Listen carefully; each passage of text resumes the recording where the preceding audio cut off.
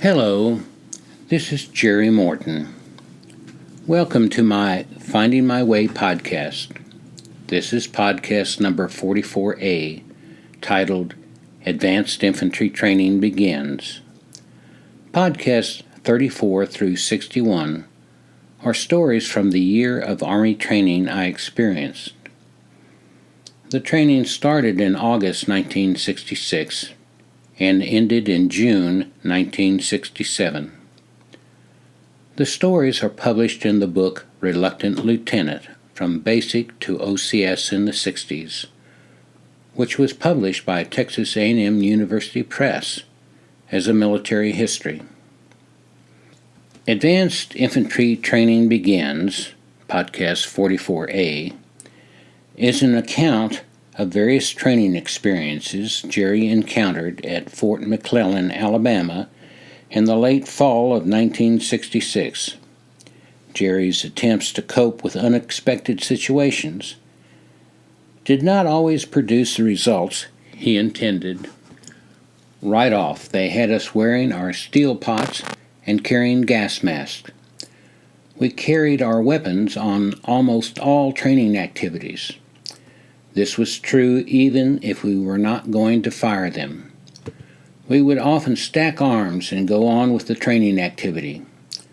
Once that training was over, we would pick up our weapons and march. It was always a long march back to the barracks. One of the first training exercises was reading the compass. We spent the first week doing compass courses and firing our M14s. We shot at bullseye targets to zero in our weapons. None of the sergeants were particularly interested in our being a good shot. If you asked, someone would come over and give you some brief assistance. But that was about all the instruction you got. Zeroing your weapon and target practice took up a week's live fire. Most of the other time was spent with your compass. Unlike at Fort Dix, the compass course at Fort McClellan was over rough terrain and through wild underbrush. Few feet had walked these compass courses.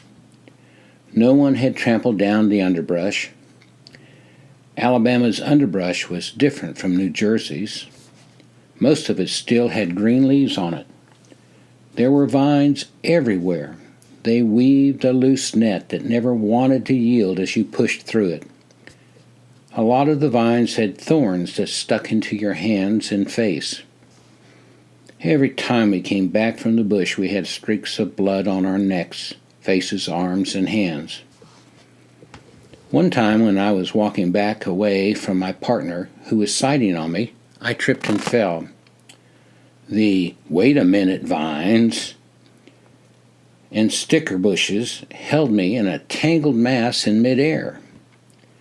Pushing through the stuff was not pleasant. The third night there, they sent us out on a night compass course. It was so far out from anywhere that they had to truck us out rather than march us there. We picked our partners. The sergeants led us to stakes along a narrow dirt road. The course was so huge that you could not see where they had dropped off the teams to your left or right.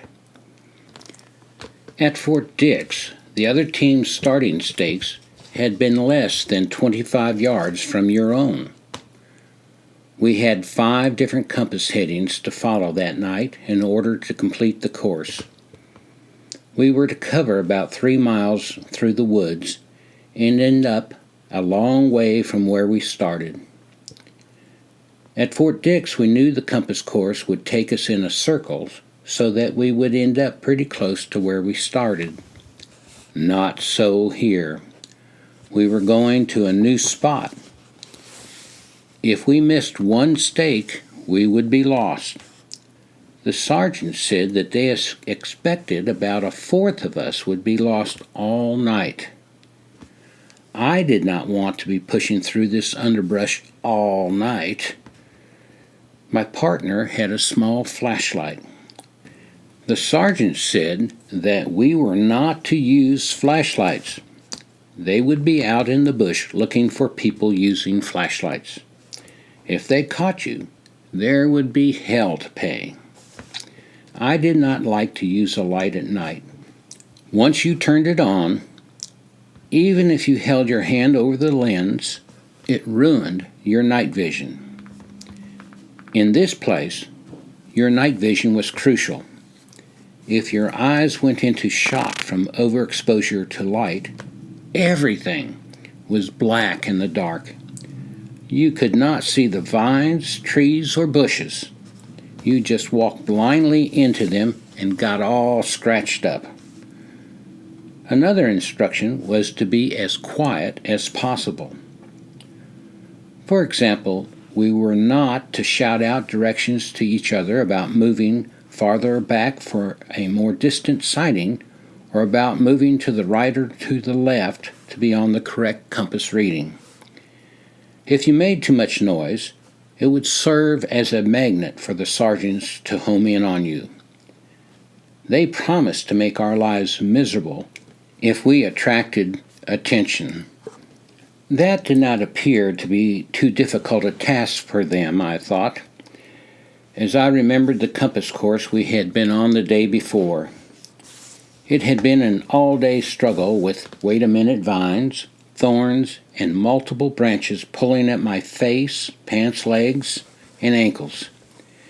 It was miserable enough just being there. You did not need some gung-ho sergeant springing from the darkness with the sole purpose of making new miseries just for you. We started the course. Don, my partner, held the compass. Our first heading was 37 degrees for 1,200 yards. Don held his arm up and pointed in the direction I was to travel. I counted my paces carefully, estimating each pace was a yard. I stopped after taking 25 paces and turned around. I could still see Don's dark body, but not his arm. The brush was waist-high. Hidden vines pulled at my ankles. To any lurking enemy, I must have sounded like a lost pig, frantically thrashing in the brush in hopes of escaping the butcher's wife, who had just taken a swing at him with a meat cleaver. "More to the left," came Don's strained, whispering voice. I stopped and faced him. Then I took 2 side steps to the left and bumped into a low-lying bush. "More!" he hissed. "You've got to move more to the left." I walked around the bush and moved 3 more paces to the left.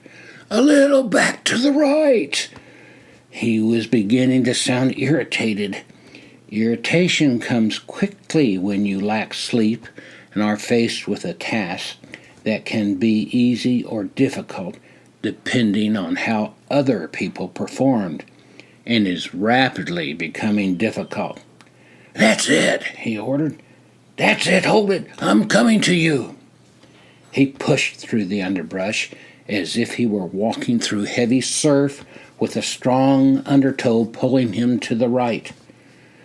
"Damn, this is going to take all night," he lamented. I agreed. We were not going to make good time, even if we stayed on course. "You're better at sighting than I am," Don said, "and I've got my little flashlight. Why don't you just let me get to the limit of your night vision the regular way, and then I'll use the light for you to guide me farther out. That way we'll get it done in half the time. At that distance, the light won't hurt your night vision. We'll be okay." I don't know. If we get caught, they'll make us pay," I cautioned. "Not to worry," Don replied. "I'll keep my fingers pressed together over the lens and just let the smallest amount of white light peek through. Come on, we want to get this over with as soon as we can." "Okay, but if you suspect a sergeant is coming at us, Toss the lights into the deep woods. Toss it deep. Sure thing. Oh, and Don, be sure to turn the light off before you tossed it, I choked. We laughed at that. Don was brave. He kept going farther and farther out. Every once in a while, he and the light would disappear amidst crashing and thrashing sounds as he tripped on a hidden obstacle and fell to the ground. It was spooky when he disappeared. 1 second, he was there in the shadows, backing up, and the next, he was gone. The sound of breaking branches and his body falling through thick brush would abruptly stop when he landed. The silence after the fall was the strangest part. So much noise and then silence. It was as if Don had disappeared from the face of the earth. In the darkness, I could not even be sure of the spot from which he had disappeared. Don's muttered curses would finally fill the void of silence. For those brief moments of silence, you became aware of how alone you were. You needed your partner, even if you were lost. Your partner was your connection to civilization. That was important out here. The silence and isolation punctuated the point. 3 hours in the brush, and we were at the second stake. 3 more to go. This was taking far too long. Both Don and I had stopped making jokes. We were sweating even though the night was cold. Our canteens were just about empty. It took a lot of energy to push through the thick underbrush. I had bruised myself several times in multiple falls over hidden objects. Adding to the overall misery was the distant grinding sound of overstressed vehicle engines. It kept grinding and straining. At times it was slow to an idle, but mostly it just strained and sent a sense of urgency through the night into your bones. As we tediously moved toward our third stake, we seemed to get closer to the sound. It was hard to tell if we were getting closer or if the engine was just working harder. There was a hint of lights off to my right toward the sound. Sometimes I thought the sound was moving. Other times it seemed to be stationary. I was not sure if it was just one vehicle. It could have been 2 or 3, maybe even more. Then again, it might just have been one, what with sounds playing tricks as they bounced off low-lying hills, banks of foliage and the like. Whatever was going on was someone else's business. I was glad I did not have to deal with it. Pushing through the underbrush was bad enough. If I had to do real heavy work like the operators of those vehicles were doing out here this late at night, I would be under a lot more strain. Don had backed so far away from me that I was having trouble spotting the peaks of light passing through his fingers. What with the distance and the brush between the two of us, as well as the constant grinding of that damn engine, I was in danger of losing Don's position altogether. "Where in the hell are you?" I demanded in the darkness, a little louder than usual. Suddenly, there was a huge rustling of movement. moving underbrush to my left. The abruptness of it froze me to the spot. The sound of movement came directly toward me so quickly that I did not have time to lower my compass from my face before I was grabbed. An arm shot forth from the bushes and grasped my shoulder. A body rapidly followed it. Before I could react, I was twisted by the arm and confronted with a shadowy face heavily breathing into mine. "Where's the well the soldier fell through?" the face demanded of me in a roaring voice. It made me mad. Anger, frustration, and released fear provoked me to shout back into the face, "How in the hell should I know? Damn it to hell, I'm out here trying to get through the damn compass course, and you come out. You come out of nowhere, you asshole. You jump on me out of the woods, grab me, and ask me a dumbass question like that." We were frozen in time for a split second as we stared at each other. The silence was broken by a voice calling out from flashing bushes to the right, "Over here, General! They're over here!" "Okay, I'm coming," my captor responded. The guy released my shoulders and rushed off to follow the voice. His form disappeared into the night, to be followed by the receding sound of other bodies pushing through the underbrush toward the straining engines. I was stunned. I had just cursed out an Army general.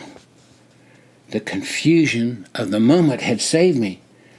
Don and I speculated that the fallen soldier must have been walking backward as instructed by his partner with the compass and stepped into an old well that no one knew was there.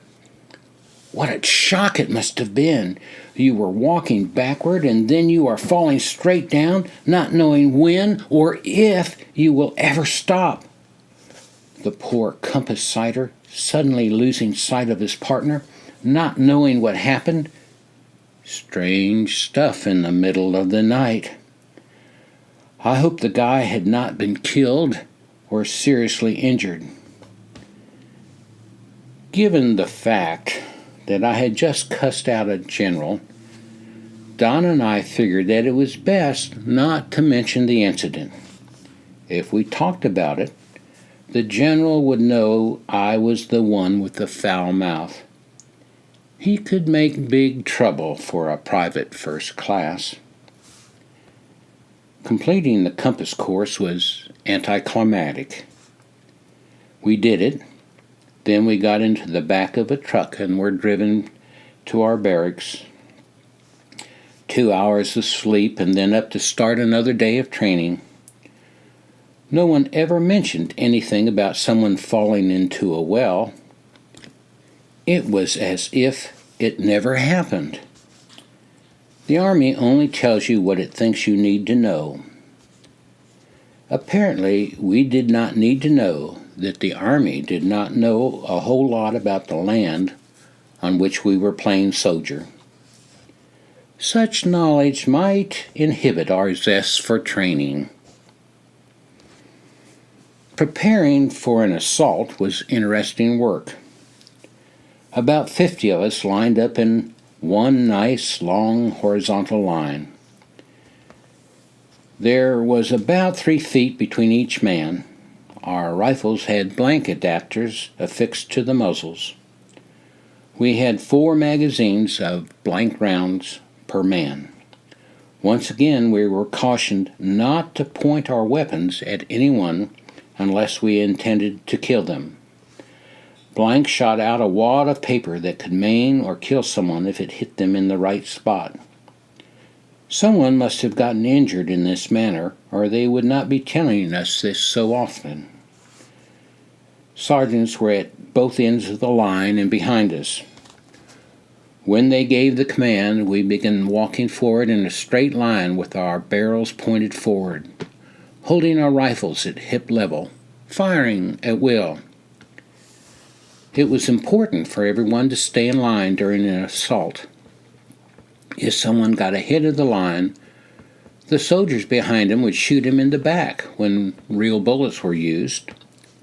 That seemed pretty logical to me. Never get ahead of everyone else when they are shooting straight ahead or you will get shot. In turn, if you fail to keep up with everyone else, you would be the one accidentally shooting your buddies in the back. Everyone should stay in line during an assault. It was good advice. Yet no matter how many times we practiced it, there were always guys who got way out in front and guys who fell way behind. Frontal assaults on enemy positions are dangerous, even if the enemy is not home. After a couple of half days of drilling on walking frontal assaults, they had us practice frontal assaults while running. They lined up 100 or so of us up at the top of a hill. We were to run down the hill, through the trees and brush, chasing an imaginary foe. At the bottom of the hill, we would cross a dry creek bed and run up the side of the next hill. When we got to the top of the other hill, we would stop, having been victorious in successfully routing the enemy. When one of the sergeants gave the command, we all charged down the hill. It was great. We were all shouting together in a big roar without ever thinking. Pow, pow, pow, pow, went our M14s. The assault line was going to pot. Fortunately, we were spread out enough to avoid simulating shooting some of our comrades in the back. I was loving it. Sprinting down the hill, keeping my balance, firing my weapon every once in a while. It was fun. This was grown-ups replaying their childhood days of cowboys and Indians. As I approached the dry creek bed, I could see that, not near the bottom, it had steep banks on both sides. Once you committed to it, you could not stop. If you tried to stop, you would fall, roll, tumble, or slide into the rocky creek bed. Commit to it, and your momentum would carry you down, across, and then up the far bank in a smooth, swift motion. Without hesitation, I committed. Just as my lead foot entered the steep decline and I passed the point of no return, a casually dressed soldier appeared from nowhere, all hunkered down. Scurrying from my left, he threw a gas grenade into my path. Just as quickly, the sneaky little devil scurried out of sight as I careened down the bank. There was no stopping. There was no time to pull out my gas mask and get a good seal around my face before running through the gas rising out of the creek bed. I could hear other gas grenades being tossed. They were not my concern. My momentum would carry me up the hill and away from them. Only the cloud of gas directly in front of me was my concern. I was going through it. Holding my breath was the only defense I could use. Plop! Both feet landed squarely in the creek bed. I could not see the other bank through the cloud of gas. Running downhill had made me short of breath. I needed air. Tear gas covered my face. My eyes were burning. God, how they hurt. Blindly stumbling, my body hit the side of the bank. I grabbed trees, sapling trunks, and chunks of grass to pull myself up. The forward momentum of my body was still assisting me. It was too much. I was totally out of breath. I sucked in air. Immediately, I began gagging and dry heaving. A huge volume of gas had entered my lungways. This was bad. Quick peaks of scenic woods passed between teary blinks of my eyes as I frantically climbed up in blind, clawing movements. Up the hill I scrambled amidst huge coughs and strained gargling of uncontrolled dry heaves. I was near the top of the hill. The gas cloud stayed in the creek bottom. There was no wind to move it out. No point in putting on my gas mask now, I thought, as I moved up to join others in as bad a shape or worse than I was. After that incident, none of us had any difficulty pulling out our gas mask instantaneously when someone shouted gas. We were gassed several more times while on maneuvers. The chemical warfare school students liked to practice on the infantry. It seemed to make them happy, and there seemed to be no shortage of tear gas. They had plenty, judging by the frequency they used it. On another frontal assault exercise, we had to go through a simulated field of fire. Several hundred of us lined up on a long, stretching row. In front of us, we saw a lot of sandbagged barbed wire circles. Inside them were explosive charges. They would go off as our line moved through the large, treeless field toward our objective. We had to cover a large area of rolling hills. All of it seemed to be strewn with the barbed wire circles. No matter what happened, we were not to go into any of the barbed wire circles. The consequences of failing to follow those instructions could be fatal. The order to move out was issued. It was impressive to be one of hundreds of armed men moving out in a single assault line. There is a sense of power you feel just being a part of it. You feel as if nothing could stop this force. The sergeants could be heard telling various men to keep up or slow down. That was the only noise that broke the silence. We passed the first series of explosive pits.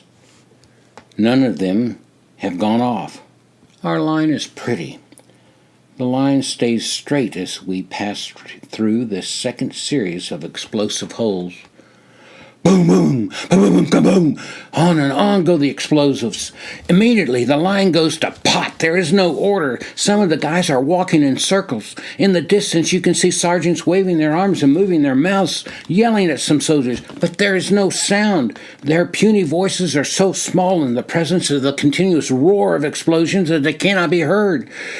I am one of the few to make it to the end of the assault line in any semblance of order. Just a handful of us kept up the pace and did not get distracted by the charges of ordnance.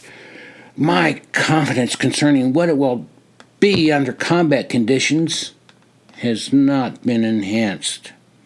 Clearly, chaos must rule in combat. There can be no effective voice communication in an intense firefight or under bombardment. This is not the way I have seen it in the movies. This is not good. Saturday afternoon, we were given the night off. Sunday was to be a free day, too. We cannot go off post, and we cannot go into restricted areas. This primarily means that no one can go over to the WAC barracks. One guy said that during detail day he was in a truck that drove by their barracks. A lot of the WAC recruits were standing at attention as a female sergeant cussed them out. He said it was far worse language than the sergeants used on us. He repeated some of the language he heard the women sergeants use. It was grossly sexually explicit. None of us ever used language like that, no matter what kind of off-color joke we told or how angry we got. The general feeling was that the women recruits took a lot more hell than we did. We felt a degree of sympathy in our ranks for them. There was a canteen or a dance hall of some sort. You could go there on Saturday nights. We heard that WACs would be there. They played records and served 3.2% beer. There was nothing else we knew to do on post on Saturday night. Everyone went to the dance hall. Army buses came by on a regular basis, picking up guys to go to the dance hall and return them to the barracks. The last run was at 11:30. They seemed to enjoy playing records by Smokey Robinson and Aretha Franklin. I had been so immersed in my studies for the last 2 years that I simply had had no time to listen to the radio. Thus I was out of touch with the popular music scene. Even the old recordings were new to me. I enjoyed the music. The behavior of the soldiers and WACs was interesting to watch. They were very awkward with each other. It reminded me of fifth-grade dances held in the gym and chaperoned by local do-gooders. The boys would stand at one end of the gym and the girls at the other. When the music started, the adults would direct both lines of children to walk out to the center of the floor. Whoever ended up opposite you when the lines met was your dance partner. Here, the men stood closer to the bar, while the women gathered at the opposite end of the building. The dance floor was between the two groups.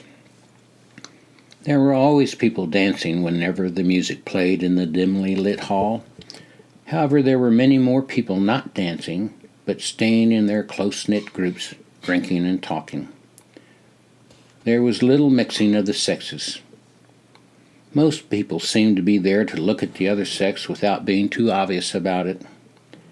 Everyone was overly polite. A lot of the guys were dancing by themselves, moving with the beat of the music.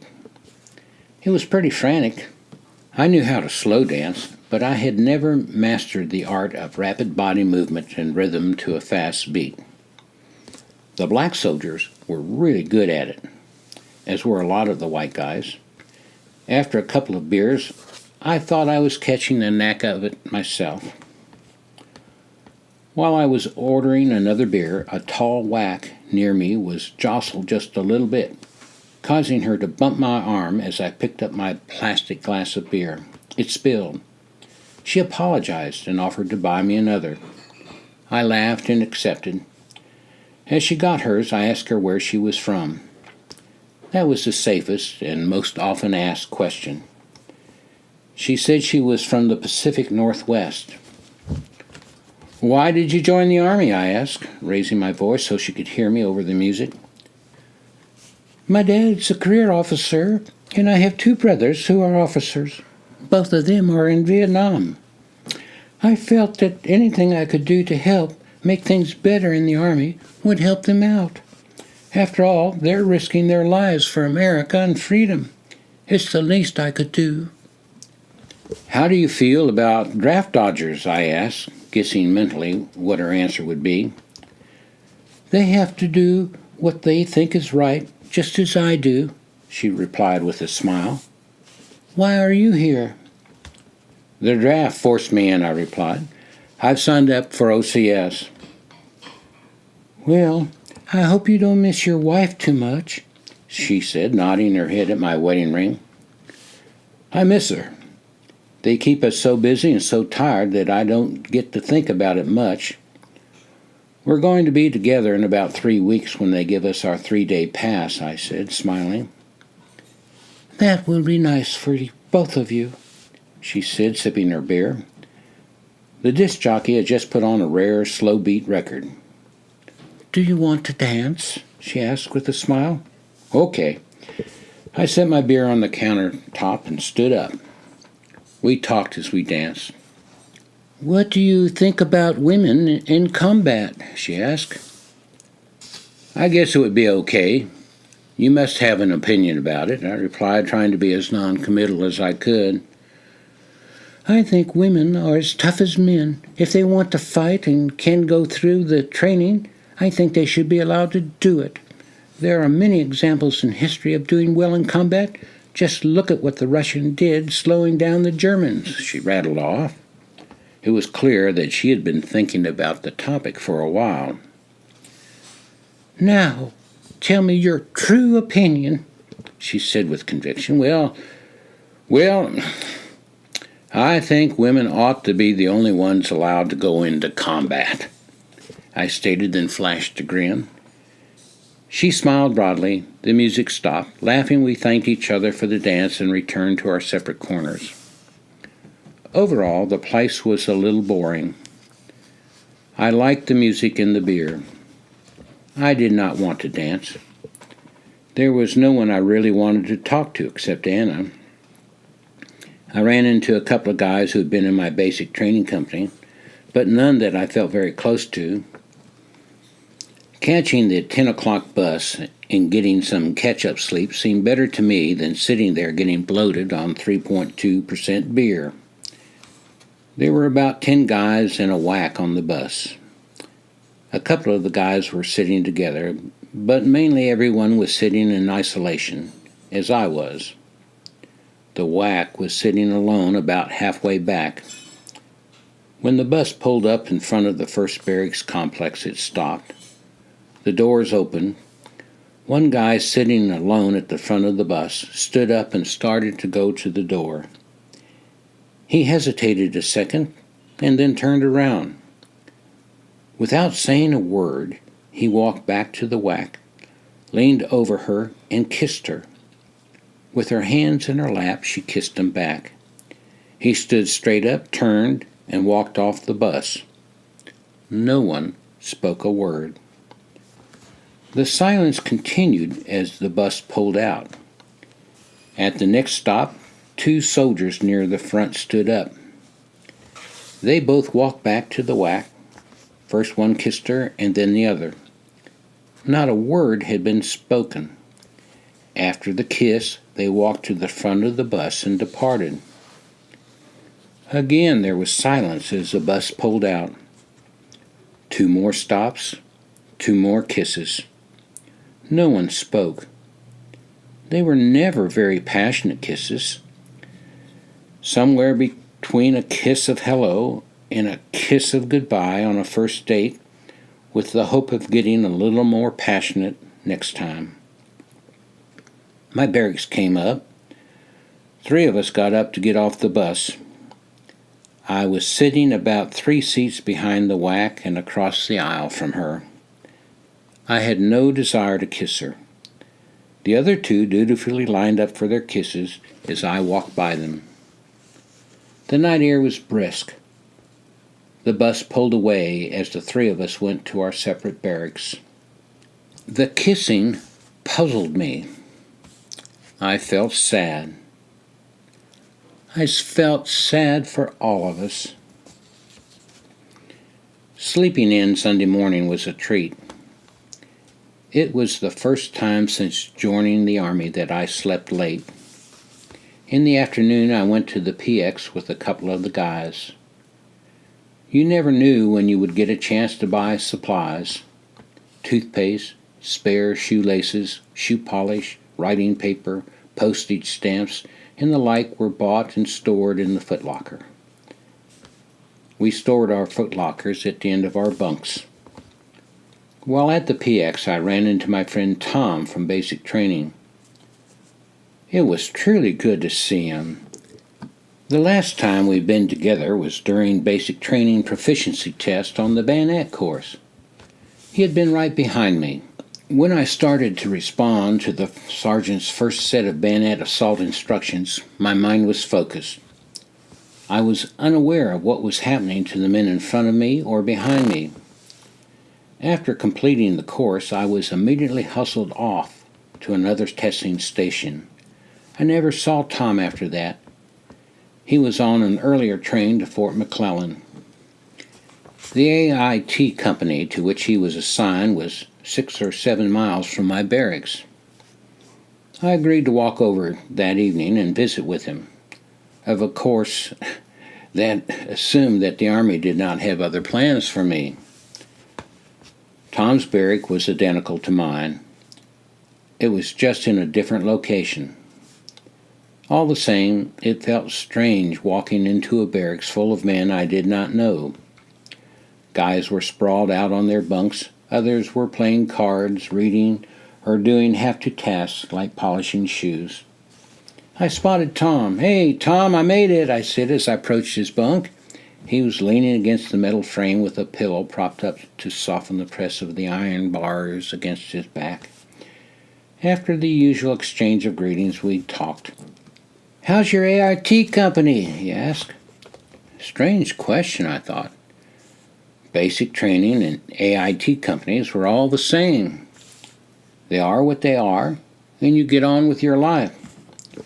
"Oh, it's okay. How's yours?" I responded. "It's not like our basic training group. These guys are different. Nobody cares what happens to you here. No one helps you. You're on your own with them. There are a couple of real strange guys in this company," he said in a slightly hushed voice so as not to be overheard. His comments turned a couple of nearby heads that held blank expressions. You cannot say anything in an Army barracks without being overheard by someone. That is just reality. Did you see what happened to me on the bayonet proficiency test back at basic?" Tom asked with a broad grin. No, I lost track of you.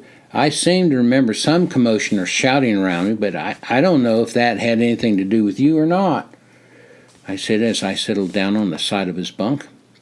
Well, right after they called you to go and you started to walk up to the first cement platform, a sergeant way out in the middle of the second set of dummies shouted at me to get on a cement platform and wait for an assault command.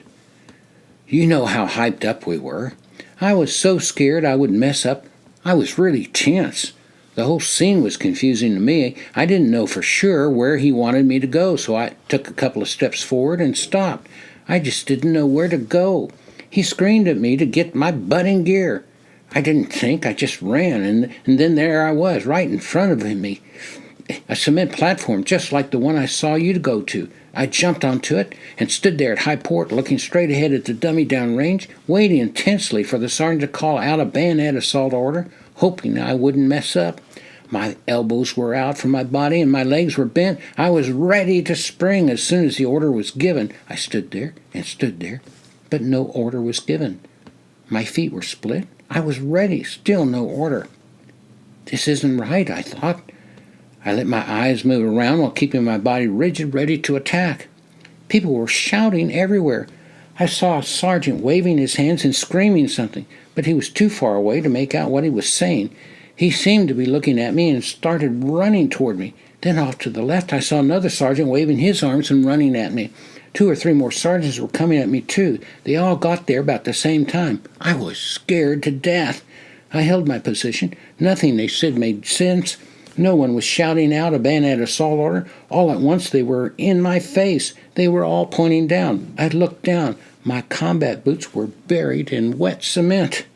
It was so deep it had covered the tops of them and seeped down inside. I was really hyped up, so I hadn't felt it. I was roaring with laughter. The idea of Tom standing there like a statue with his feet anchored in wet cement was just too funny. We laughed so hard that tears ran down our cheeks. Later, we talked about what would happen to us after AIT. He guessed that he would be assigned to a combat unit in Vietnam. If he signed up for any special training, he would have to become RA instead of US. That would mean another year in the Army. He wanted out as soon as possible, so he guessed he would just have to take whatever they gave him. I liked Tom a lot. He was so pleasant and sincere, a very gentle person. Clearly he was bright. I do not know what kind of student he was in high school. He could have been an excellent one if that was what he wanted. He said that his dad had been in the Army during the Second World War. His dad worked with a guy who had been in the same squad with him in Europe. Tom worked with them during his summer vacations. They were house painters. They never talked about their combat experiences. However, at the end of the day, as they were all picking up, one or the other of them would always say, "Well, I guess we had better parade the ground," and then they would laugh and laugh. Tom said that he had never understood what they were talking about until we got into basic. We were always having to form lines and then walk across the landscape, picking up scraps of paper, cigarette butts, spent chewing gum, and anything else that was not natural to the spot. It was a real drag, particularly when you were dead tired. They called this task policing the parade ground. Tom and I agreed that in civilian life we could always say, "High port," to each other and break out laughing when everyone around us would not have a clue as to what we were laughing about. I never saw Tom again. The Army had a way of separating you forever. The next day is detail day. The sergeants have us fall out and line up. The senior sergeant asked for 2 volunteers. You've got to be kidding me. Everyone knows that no one volunteers for this stuff. Finally, 2 guys volunteer. there are always 10% who do not get the word. They are given the day off. Can you believe it? Now they are asking for 5 volunteers. I raise my hand. Congratulations to me, my 4 companions and I have KP duty. We get on a truck and ride to a mess hall I have never seen before. My assignment is to pour 50 pounds of potatoes into a mechanical potato peeler, close the lid, turn on the electric motor, and let it run until all of the potatoes are peeled.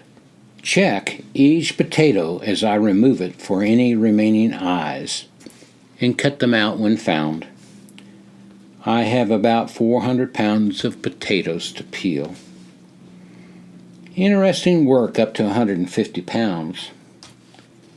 After that it became tedious. As I was starting to pour in my 5th bag of potatoes, the head cook came up to me. Are you the one with the master's degree in psychology? He asked in a quiet voice. Yes, Sergeant, it's in school psychology, I replied. Soldier, come over here and take over for this man, he ordered some guy collected from a different AIT company. Follow me, he told me as he walked back to the cook's sleeping quarters. Go ahead, sit down, he said, motioning me to a chair as he sat in the one opposite. Do you want a drink? He asked as he poured himself one from a whiskey bottle. No thanks, I get a headache if I drink in the morning, I said as I struggled to make sense out of this situation. Do you do marriage counseling? He asked, taking a short sip of whiskey. The question stunned me. No, Sergeant, I'm trained to work with children, adolescents, their parents, and teachers, came my response. Well, that will do, he said with some sadness in his voice and body. My wife and I are arguing a lot. It's getting pretty bad. I just did not get into marriage relationships in my training, I said with a degree of strain in my voice. I did not want to be here. This was not what I was supposed to be doing. There were potatoes that needed to be peeled. Men were sweating and cursing and working too hard back on the other side of the room. I was supposed to be with them. I felt guilty and off balance. He was angry. What the hell? You were trained to deal with people who have problems, weren't you? Before I could respond to his question, he went on, This is the same thing. Don't play games with me. How would you go about counseling someone who is angry with you? What did they teach you to do? Tell me, damn it. This was bad. I had to respond.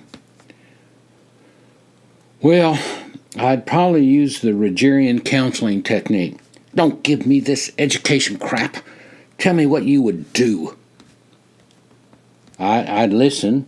I'd get the person to talk and listen, to let the person know that I was hearing what he was saying. I'd restate what he had told me using my own words.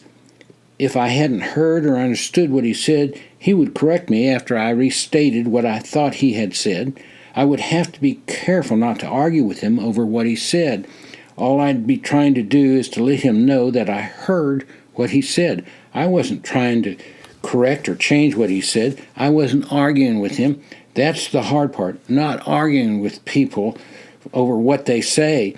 You just want to listen and let them know that you heard what they say. Most people who are angry don't feel anyone is listening to them, I think. I could be in bad trouble if this guy took offense at what I said. Yeah, that's it, he said with a smile as he rocked back in his chair. She's always complaining that I never listened to her. I knew it'd be good to talk with you. Show me how to listen. We spent most of that morning practicing reflective listening techniques. The sergeant was a quick learner. He never took another drink. I think he was just trying to be friendly with me by offering me one. When I declined, he was sort of trapped into having to pour himself a short sip. When he had to leave the room to supervise lunch, he would have it no other way than that I take the rest of the day off. I actually wanted to be with the KP detail. There was no persuading him on that. After lunch, he insisted that I return to his room and take a nap. He said he knew how hard they worked us in training. I had to be tired, he stated. He was pulling rank on me. I was ordered to rest. He would wake me in time to catch the truck back to my barracks. It was like the doctor ordering you to take medicine that you were afraid would taste bad, but you knew it would be good for you. I slept a full 3 hours. He shook my hand when I left. On the truck, the guys wanted to know what had happened to me. I told them the cook wanted my advice on a personal problem he was having. They laughed. The rest of the week was consumed with more weapon training. We started on the M60 machine gun. Before you get to fire it, they teach you how to break down the weapon, clean it, and clear it of jammed rounds. The M60 fires the same caliber bullet as the M14, a 7.62 millimeter slug. Having the same ammunition for several types of weapons makes resupply a lot easier. The big problem with the machine gun is remembering to fire in short bursts. If you keep firing for extended periods of time, the barrel will overheat. An overheated barrel will start to warp. A warped barrel will explode. The machine gun is then out of action, and the machine gunner is probably dead, as is the ammunition belt holder and anyone else close by.